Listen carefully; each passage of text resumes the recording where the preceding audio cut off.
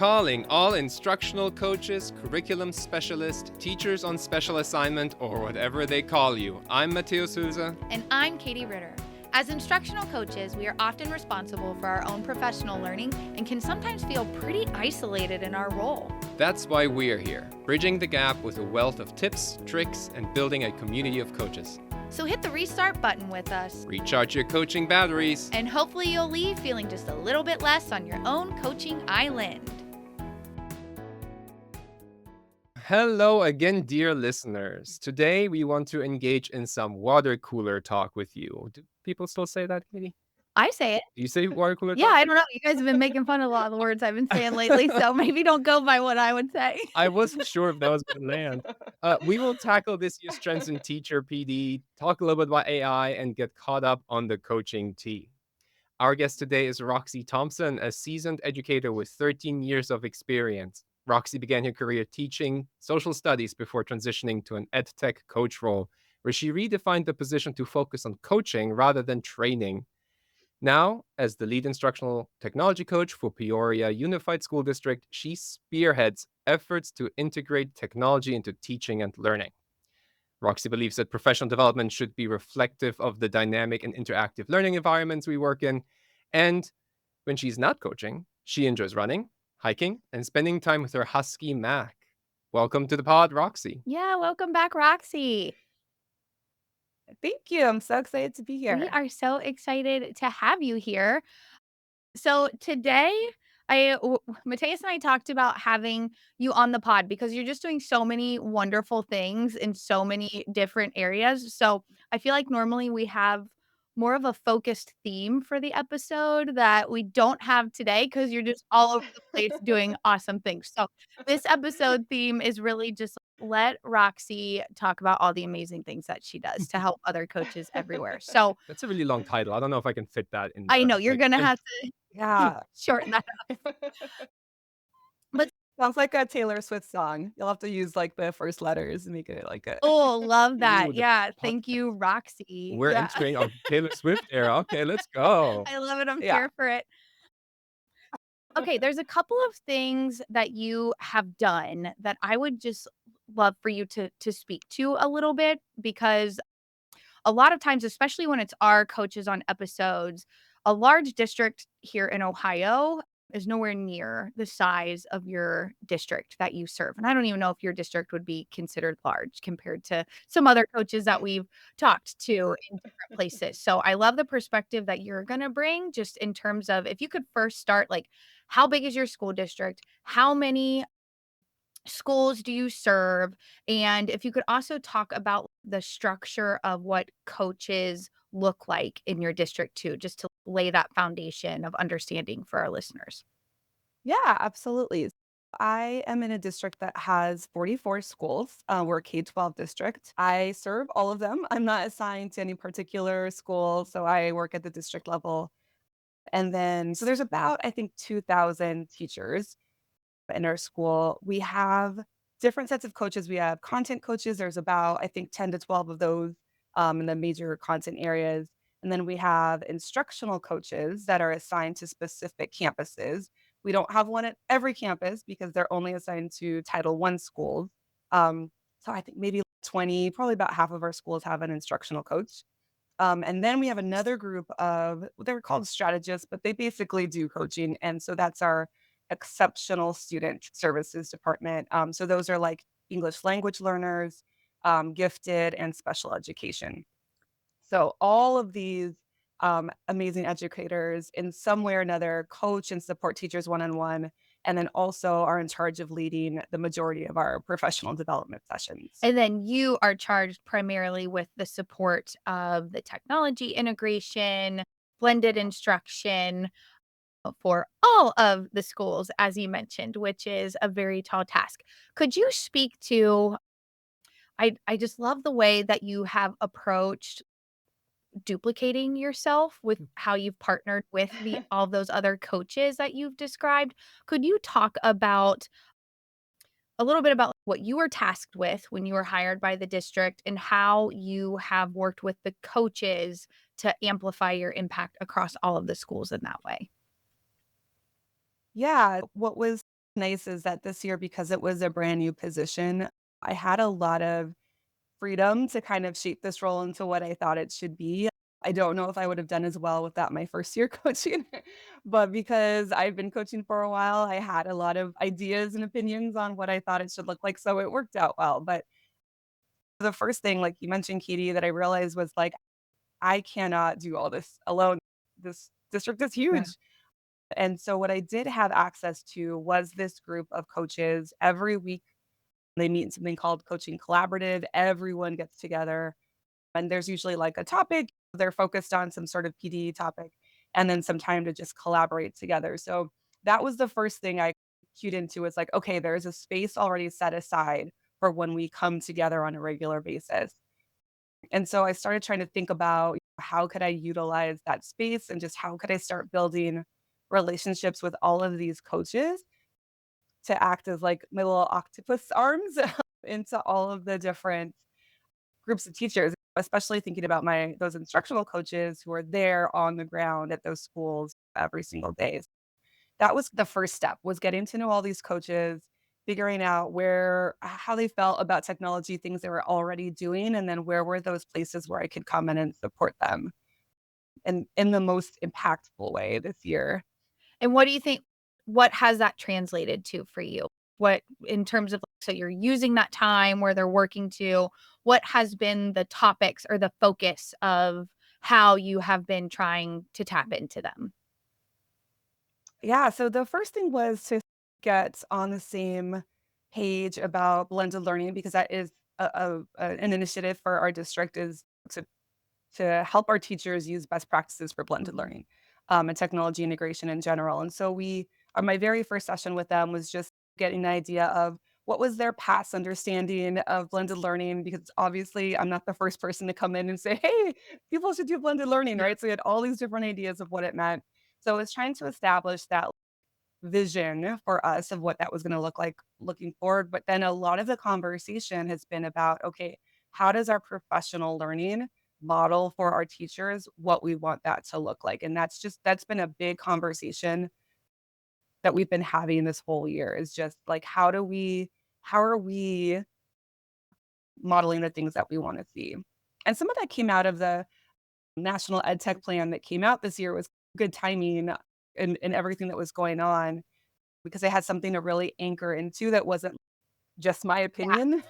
It was like a sort of call to action for like why there needed to be so much support in this specific area of really helping our teachers understand, like, okay, now you know how to use the tool, but like they're still struggling with like now how to take that knowledge and those skills and really weave it into their lessons.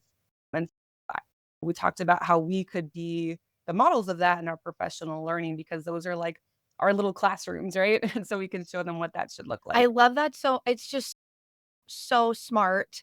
Um Because I do think so often we're just, like, rowing in our own little boat up our own stream, and we're hoping everyone else is, like, on the same page and coming along with us, but then so often, so many other instructional leaders in the district, whether it's, like, principals who are tasked with being an instructional leader, whether it's the curriculum director who has no idea about, like, latest technologies because that's not what their focus is, or other partner coaches where maybe it's different content or general instruction or the tech coach, right?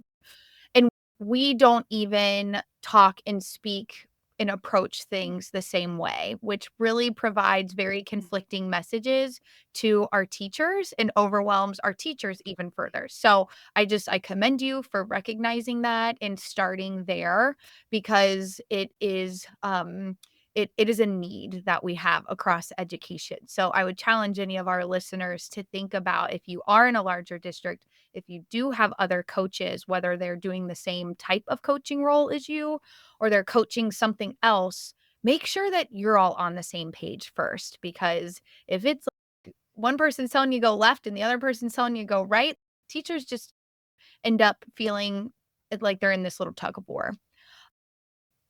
Okay, so my last question here, because something else you've done in support of your district has been to build a new professional development program that I have loved, and you're like sharing it out on LinkedIn and bragging on these people, and it's amazing. I would like listeners to hear it straight from your mouth. So, would you explain what the program is and what's all involved with it? Yeah, so this is TechItUp, which probably wasn't like the most creative name I could have come up with, but we'll get it better No the one's second time judging you. around. Sounds good. Yeah. I think I actually probably asked ChatGPT for some help with that. But it really came out of those conversations we were having about how we could really model the tech integration that we wanted to see. And for our teachers. And so once I knew everyone was on board, like, yes, we believe that we are in, we know that we have to model this. Then the question became, okay, what kind of support do you need so that you feel confident and comfortable integrating technology in your professional learning session? And that could be like formal PD sessions. We have early release every Wednesday. And so that's when the majority of those PD sessions happen. But then there's other things that happen, PLC things that happen at other times of the week. There's about 40 to 50 of those coaches that we meet regularly. And there was a big group of them that were like, we need ideas on how to use technology in our PDs. That's just not something we've been doing a whole lot. And it would be great to have some concrete ideas. You can go out there and find a lot of ideas about how teachers can use it in classrooms, but they weren't really sure how that translated to their own PD sessions. And also, I think thinking about they knew they would have teachers that felt confident with technology, then they'd also have teachers that didn't really know how to use it. So, how did they navigate that in those PD sessions and supporting teachers? So, I came up with this program. We had our last quarter, and I'm like, I don't want to wait until next year. I want to get this going and have this like momentum build into next year. And I love so that. it was really three parts. Yeah. It's sometimes you can get teachers to try new things after testing. Yeah. There's that, like, little window where they're feeling bold and adventurous. It was 3 main parts. The first part was I chose 5 tools, a mix of new things and familiar tools that were approved in our district, and I started recording just a series of videos that teachers could watch at any time to get some ideas about how to use them in PD. For example, we're a Microsoft district, so one of the tools was Microsoft Whiteboard, which I learned just through casual conversations a lot of people didn't even know existed. So I recorded an intro video that was like a 5-minute, here's what this tool is, and then one specific idea for how teachers could use that in their PD. So I would say, hey, you could have them share their prior knowledge on a topic at the very start of your PD. So just some like real simple ideas of what that could look like. So there was the collection of videos. And then I set up 5 optional in-person sessions so they could come and get some hands-on support and ask some specific questions. And then the final part, which was my favorite part, was the digital badge system. So I'm not even sure I where that came from. I know I've been looking at the Edu badges. I know people have been sharing about trying some badge things before. So I'm like, you know what? I'm just gonna get into Canva and see if I can make something. So I made a very simple version. Graphic design is not a skill of mine, so these were really simple looking. And then I sent it over to our PR department, our graphics person, and explained to her like, "Hey, I'm trying to do this program. I really want to shout them out on social media. I would love to hand out badges, but this is what I'm working with. Can you help me?" And so she took them and she made them so beautiful. I love them so much.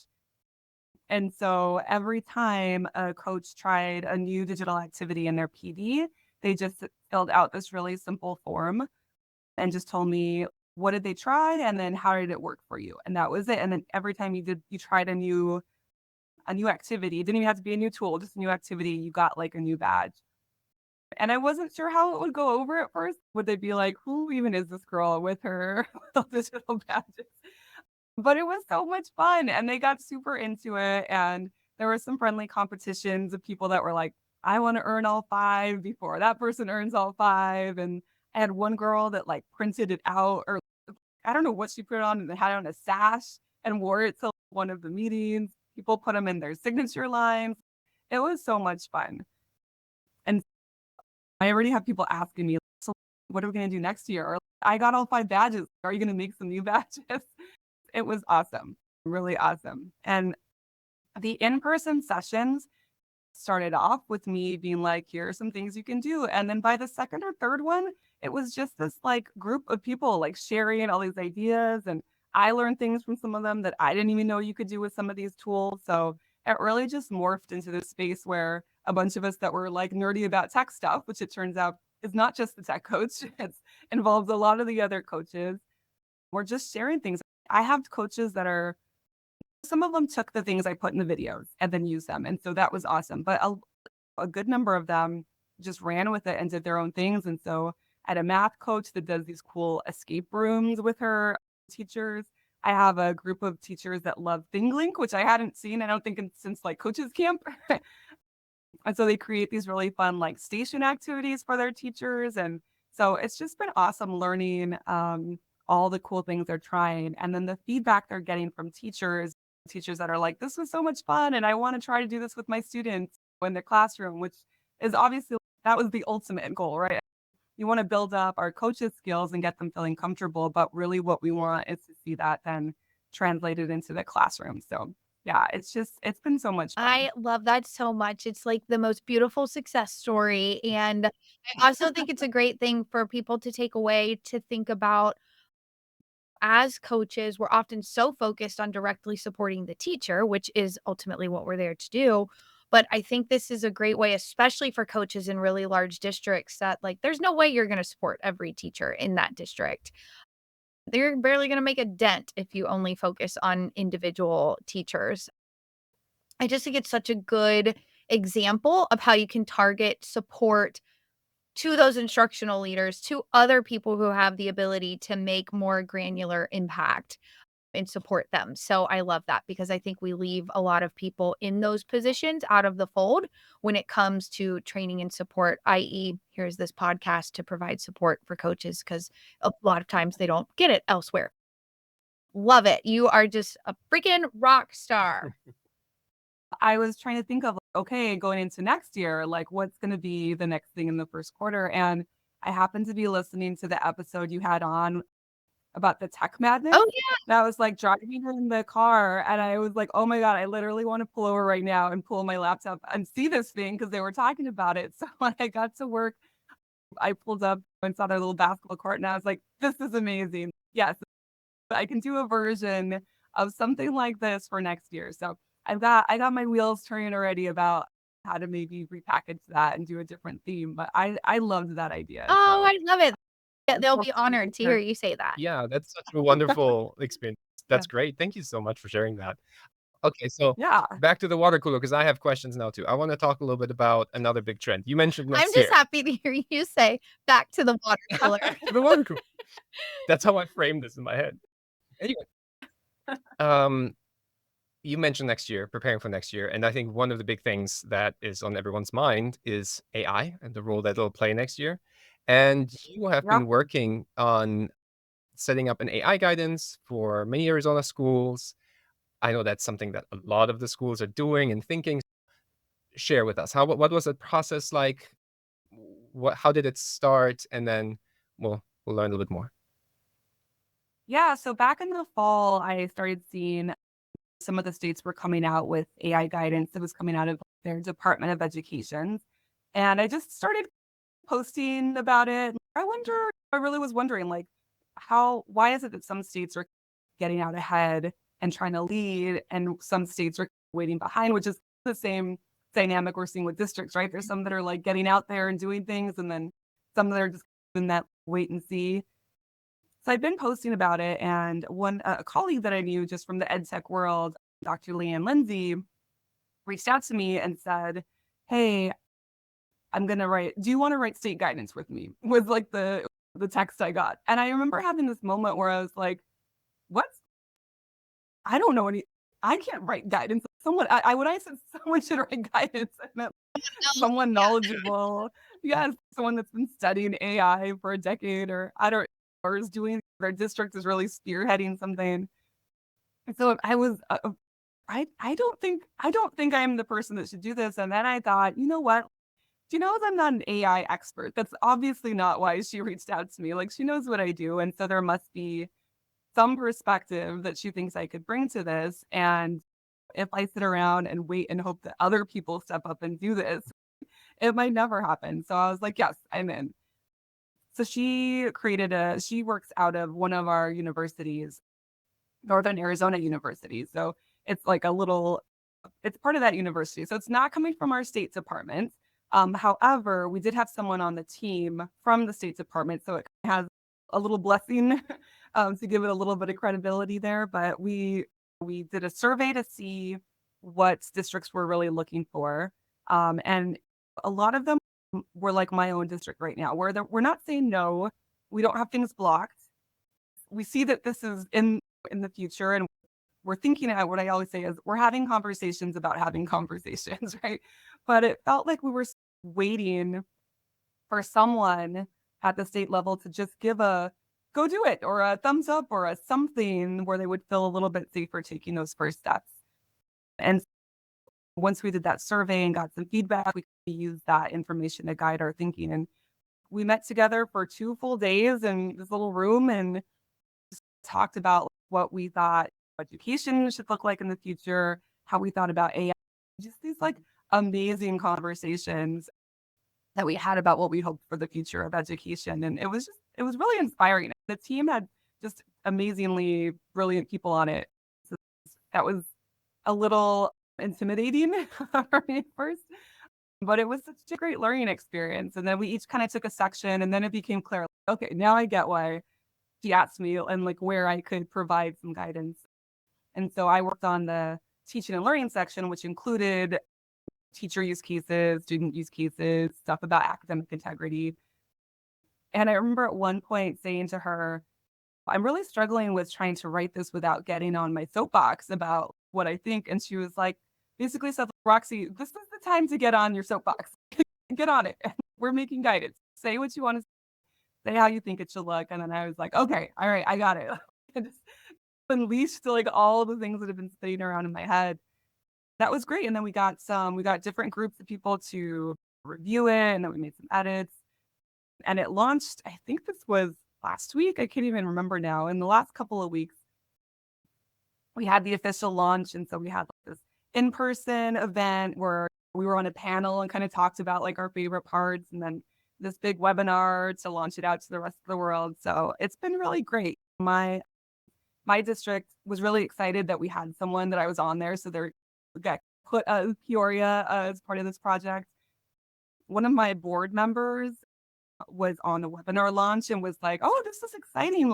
Excited to see next steps." So I'm feeling really optimistic that this was exactly what I hoped it would be, which would be the little nudge we needed to get the right people talking, to get the right people excited, to get this information into the hands it needed to get into. So it's been great. And the funniest part is my boss knew I was on this team. But it's not something I broadcast to the rest of the district, right? So as it's been making its way through districts, I sometimes get emails now from people that are like, hey, have you seen this? They don't know that I helped write it. So they'll just be like, hey, you should check this out. This will probably be really helpful for you. And I'll be like, yeah, I will look at it. Thank you for sharing that. So that's been really funny too. But yeah, I'm excited. I feel like we're ready now. We feel okay about making those first little steps to start getting our teachers and our students ready. So before I ask you a little bit more about what advice you'd give a coach or someone that is going to this position of starting to do this, I want to ask you, before joining this conversation, before being part of the process, what was your opinion? And did it change after going through that process? What was your opinion about AI before? And did it maybe change, or did you learn something new during that maybe impacts, or maybe something that a teacher might feel too? Gosh, that's really interesting. I think I was excited about its potential. I think like a lot of us in the ed tech sphere, a little wary of, I don't know, it felt kind of deja vu-ish and like all the sessions that are like 20 AI tools that can do this thing, right? So there are a lot of ways in which it didn't feel that Mhm. different from other moments in technology advances where I've really just been waiting for, okay, when can we shift that conversation and start talking about how it could change education? So I don't know that it changed my opinion overall. I'm just feeling a little more confident when I talk about it. Like the conversations we had in that room, I felt was like a really good preparation for some of the conversations that are going to happen, I think, at the district. And so just feeling more comfortable about navigating those and some of the areas that I know teaching and learning as a coach, but some of those other things about like the ethics and the bias and the like some of those things, just being able to feel a little bit more confident talking about that. Um, I think also maybe I hadn't thought as much about the need to have teachers and students be AI literate. And by that, I just mean understand how it works. When we introduced Google Classroom, I didn't think about telling them the science behind it, right? It was just how to use the tool. And so I definitely think I feel a little bit more of an urgency or a priority to make sure people understand. Obviously, they don't need to be AI experts. I'm not an AI expert, but the more we can build their knowledge about the science behind it, how it actually works, I do think that is important. And I don't know that I was thinking about that as much before this experience. Yeah, and that reminds me of, like, how we all learned how to Google things correctly, right? In the beginning, there wasn't anybody Yes. talking about how to Google things right, and it was just there, and you knew how to Yes. use it. Nowadays, I think if you ask someone if that is a good Google search or a bad Google search, they will tell you, like, "Oh, you're not gonna get what you're looking for with this question." And Yeah. with AI, it's the same, right? We still learning how to interact with it and get the most out of it. So if you had to give me, like, maybe, like, pillars or cornerstones of that AI policy, what are, like, the 2, 3 most important things for that, that you would give s Yeah. We start off with what I think is the we had this running joke about which section was the best section and which one got the best graphics. But the very first section, we really start off with the powerful teaching and learning is what we call it. And that's where we have the whole philosophy behind how we think it should be used, how it can be used, really plant the seed for that idea of like, yes, we know people will be focused on efficiency at first, but really where the value is when we can, use that time to really create those engaging, student-centered lessons and some of the academic integrity. And then there's also a whole section on ethics that I think is really important, especially if coaches in a district where you're starting to think about these or putting out guidance, just how we can do that responsibly and ethically. And then it wraps up with recommendations for implementation. Luckily, someone was on in our group was at a district that is really probably, I think, for the state been the leader. They really jumped all in. And so they had a lot of great tips to share about the implementation. And they've been also really great about sharing not just like the things that went well, but they've been really good about sharing, here's something we didn't think about when we launched, like, just all in on this and some things to think about. So I think that's been really helpful too, as having these different districts that are at these different levels, sharing the things that are working or things that they, looking back now, they're like, this probably would have been better if we'd have done this thing first. Yeah.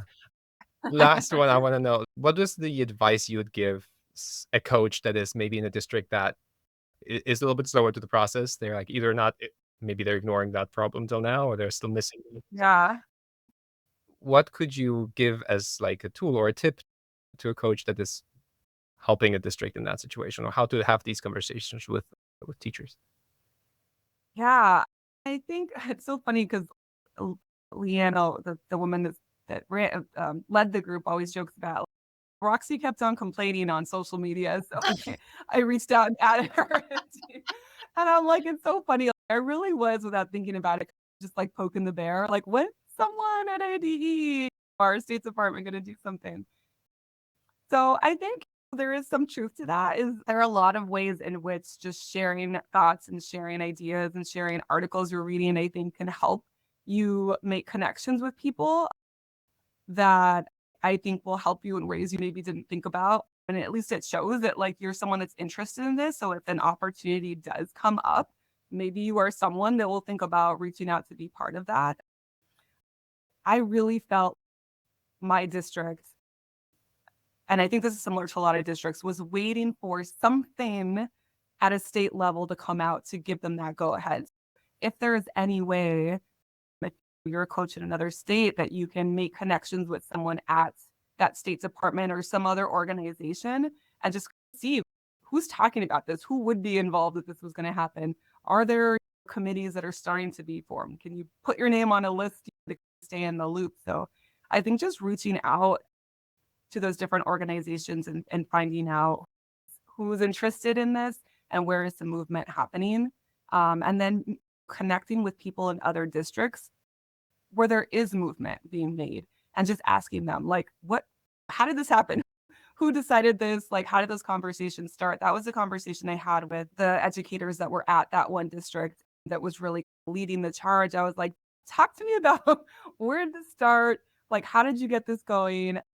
And so that was really helpful. So I think just reaching out to people in other districts also to just see if there are things that you can either replicate in your district or just get a sense of the people that need to be in the Mhm. room. Yeah, realizing who needs to be in the room is really important too. Like your group contained so many different kind of characters and people that were involved in many different aspects of this. Yeah. Just realizing who needs to be involved in this conversation is a huge part. That's a great point. And Roxy, we're going to go to a break, but before we do that, I hope you realize that you're one of those amazingly brilliant people too, for all these things that you bring to the table. So don't sell yourself short. There is a reason you were in the room and at the table. Okay, so hang with us just a little bit. We're going to take a quick break from our sponsors. Unlock the full potential of instructional coaching with Forward Edge, your partner in professional growth.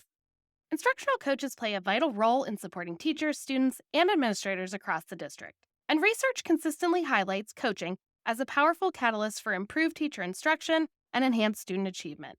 But here's the question: who's supporting the coach? Enter Forward Edge, your dedicated ally in professional development. Our flexible mentorship options, recognized by the ISTE Seal of Alignment, are tailored to meet your unique needs as an instructional coach. So ready to elevate your coaching journey? Visit forward-edge.net to explore how we can empower you with the knowledge and support you need. Start your journey with us today. Looking for a program that reaches all teachers and learning new tools to integrate in their lessons? Edu Badges is the answer. Edu is an anytime, anywhere badging program that is designed to take bite-sized tools for instruction and teach teachers how to use them. Edu has received the ISTE Seal of Alignment for educator standards, and each badge in our expanding library is aligned to the ISTE standards and the SAMR model. Learn more about the program that teachers call addicting at forward-edge.net/edubadges. All right, welcome back to the Restart Recharge podcast. We have Roxy Thompson here. She's amazing. We're talking all things Roxy the rock star and just taking the conversation in a left-right turn everywhere we go. Rockstar, did you just come up with that, or is that like a thing that I didn't know of? I would assume people have called you this before. You heard it here first. Well, my professional name. Yeah. Mark. Okay, so we talked about all of the work that you're doing to support your very large district, the coaches. You're really building capacity starting from the top of instructional leaders, the amazing PD program that you implemented, again, focusing on instructional leaders to trickle down your work at the state level with AI. I'd also like to take a pivot and talk about, again, some state level work that you've done with putting together the AZ EdTech Coaches Community. So tell us about it. What is it, and where did the idea come from to bring this group to fruition? Yeah, I have been wanting to form a group for EdTech coaches for a while, and I think it really became a priority when I made the move to this district this year because I am the only technology coach here. So I didn't have my little team like I used to have.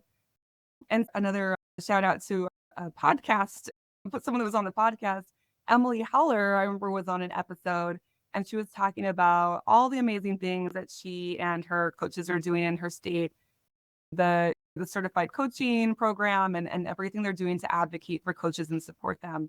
And I was like, all right, this is a sign. It is time. It's time to get up and do something. And so it was good timing because there was a person from ADE. She happens to be, her name is Alicia, to be the same person on our AI guidance team that I worked with on our section. And she had put together something called the Arizona EdTech Leaders. So this is a big group. It's basically there's CTOs, there's instructional coaches, EdTech trainers, everyone that kind of has a foot somewhere in the EdTech world that their district is in this group. And so it was great because then there was like already this group to pull from and to throw out this idea too. And so I talked with her about it and she's like, yeah, that sounds amazing. I'd love to come to the meetings. So I threw it out there to the group and was just like, hey, would anyone else be interested in this? And I really wasn't sure if I was the only one feeling this way or if that group, the leader group, already was feeling the need people had to get together. But it turns out there were a lot of coaches across Arizona that like were really excited about the idea of forming this group together. So the trickiest part, honestly, is like finding a time when that many people can all meet. So we tried. I sent out some surveys and got some feedback, and we tried to do a vote. But our very first meeting, we decided we would do monthly virtual meetings to start out and see how that went. And so our first meeting was the beginning of um, January. And in preparation for that, I actually reached out to another coach, Nicole in Illinois, right? But she runs, Yeah. yes. So she runs a group for coaches across her state that she's been running that for quite a while, I think since before COVID, maybe. So I reached out to her and she was so kind and we met virtually and she talked about how she set that up, just the logistics, and invited me to the meeting so I could see how that looked and how that worked. And her like interactive agenda, actually, we use a very similar thing. It works really well. So I got some great ideas and advice from her. Um, and so we had the first meeting. I remember sitting there in my office 10 minutes before I was supposed to start. And it's like throwing a party as a kid, and you're like, is anyone going to show up to my party? So I was just like, please. People had registered. And I was just like hoping we would have a good enough group where this seemed like we could actually like keep this going. And as people started to trickle in and we're all excited, it was really exciting. I was super nervous that first meeting and but people were just like really kind. So people that I knew, especially in the comments, were like cheering me on, like, oh, Roxy, like you're doing great. They were so cute. Like coaches coaching, right? Like you can't stop the coaching and the positive feedback. A lot of the first meetings were just getting an idea of what people's roles look like in their different districts. Some things just, are you housed in IT or are you housed in curriculum? How does that affect those relationships you build and things like that? So just getting to know each other. And it's been amazing. We share resources. It's been a great way to talk about some of the things people are doing around artificial intelligence, especially when it comes to trying to figure out some professional learning as we're moving into next year, what different people are doing in their districts. We have our new Arizona EdTech standards just came out, and those are based on the ISTE standards for students. So we've been talking a lot about that, like how are you working with your content areas, trying to bring those in and just sharing really great ideas. So it's been so much fun. It is one of my favorite things every month. Like every time it's time, I get like really amped. And I'll tell my office, my little teammates, I share an office with two people, and I'd be like, all right, you're going to hear me nerd out for an hour. I hope you're ready. Put some headphones on. Yeah, it's been so much fun. Um, and I'm really excited to see, we're taking a little summer break, but I'm really excited to see where we can go with this group into next year. And I actually just had I reached out to Dr. Ashley McBride, who's also doing work with coaches in North Carolina. And we met and just talked about the ISTE standards for coaches because it's something that I'm very passionate about. I love those standards. I think they're so helpful, especially when you're just getting started as a coach, but even thinking about how to keep growing. And so I was talking with her about how she uses that in the work she does with coaches. And I am in a couple of weeks, we have this AD state conference.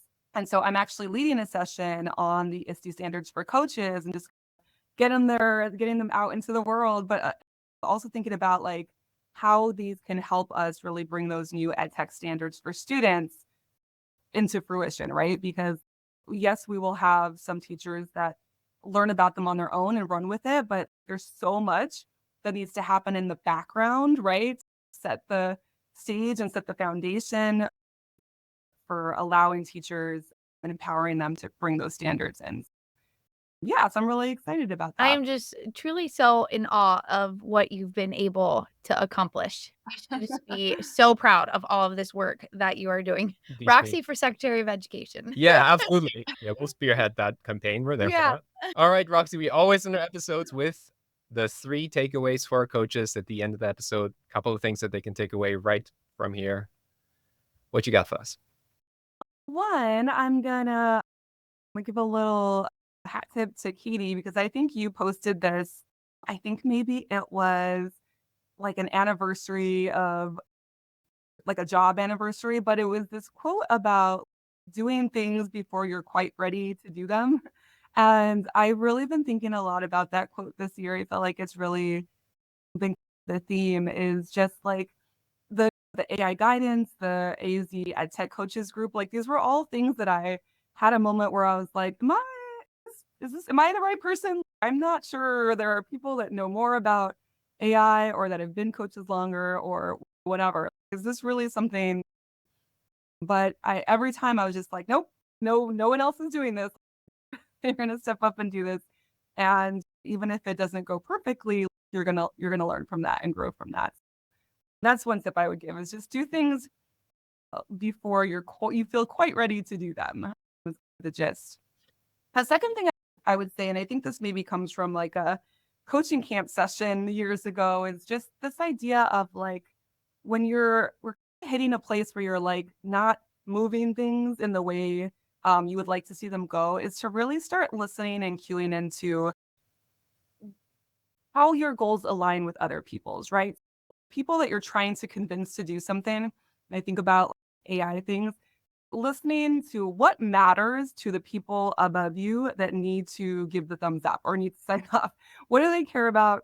What are they passionate about? What gets them moving or what's driving them crazy, whatever. And how can you align what you're trying to do with that and present that as a solution or a way to address this problem? And I think that can be really helpful when you're going at it in one way and that's getting you nowhere. Just stop and start listening and think about how you can get that aligned. That's been really helpful this year also. And then the last thing, and this kind of anchors back into the TechItUp program and the badging, is just try to bring some joy and fun into professional learning as much as possible. People are stressed. There's a lot of stress and a lot of anxiety, and people are just feeling a lot of things right now. And so I think whenever we can bring some fun into professional learning, even if you look silly doing it or maybe not, someone's rolling their eyes at you somewhere, just make it as fun as possible. We want our classrooms to be places where students are really excited to learn, where they're enjoying themselves, where they're having fun. I think would be great to see in our classrooms alongside some really great learning. But I think we need to start prioritizing that in our professional learning also, and just making it an enjoyable experience for our teachers so that they will want to come and learn more, right? If they think they're gonna have an enjoyable experience. So I think just trying to find ways to bring that fun and joy any way that you can. Those might be my favorite top 3 tips of all time, and it has nothing to do with because your first one Those were some of the most included me. yeah. But I do live and breathe by that. So I think those are awesome tips. And I'm glad that you took that advice because you have been the absolute right person to be leading these charges. You are always an inspiration to me, to other coaches, to our team. So thank you for being on. Where can people find you if they want to connect with you outside of this episode? How could they get in contact with you or follow you or connect with you? I am on Twitter. I'm also a little bit more on LinkedIn these days. You can find me there, Roxy Thompson also. I'm on Facebook. I'm on Instagram. I'm on all the things. And if you want to see a little bit of husky cuteness, then Instagram, I say, that's where you should find Yeah. me. And Yeah. Roxy is Roxi, just for clarification, as people are going to. Yes, ROXI. So, And okay. Yeah, what was nice is that this year, because it was a brand new position, I had a lot of freedom to kind of shape this role into what I thought it should be.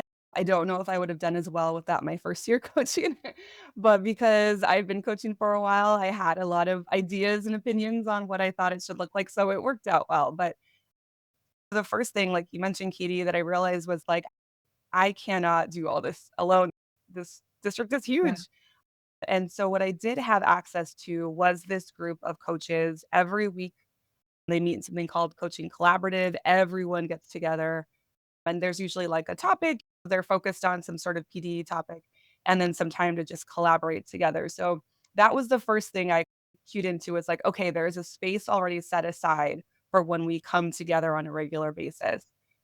And so I started trying to think about how could I utilize that space and just how could I start building relationships with all of these coaches to act as like my little octopus arms into all of the different groups of teachers, especially thinking about my those instructional coaches who are there on the ground at those schools every single day.